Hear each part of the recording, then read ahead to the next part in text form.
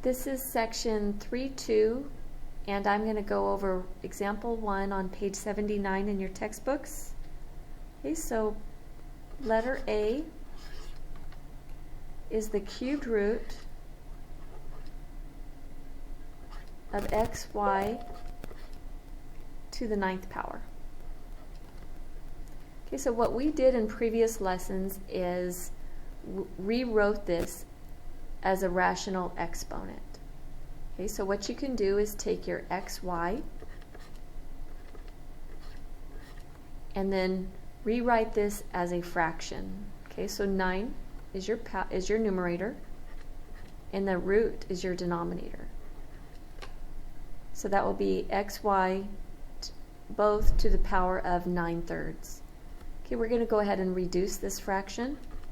That will be xy, keep it in parentheses, to the 3rd power.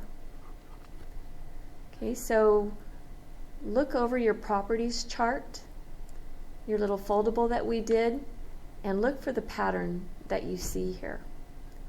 You see two items that are multiplying in the parentheses, and then you see a power on the outside. Okay, so you'll find that this is called a power of a product.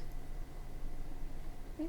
So the power of a product says that you distribute this power. So this would become x to the 3rd power, y to the 3rd power. Okay, so that was using power of a product.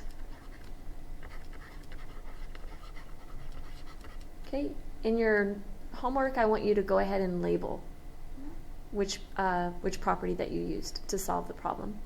Sometimes you'll be listing more than one, and go ahead and continue listing them in the order that you use them. Okay, so that's A. Let's do B. Okay, so I have the 5th root of x and the square root of x. Notice there's no 2 here, but it is the square root. Notice they don't have a dot here showing multiplication, so when you see it like this, this is multiplication. So we are going to rewrite them with rational exponents. So the first one will be x, there's a 1 here, to the 1/5 power.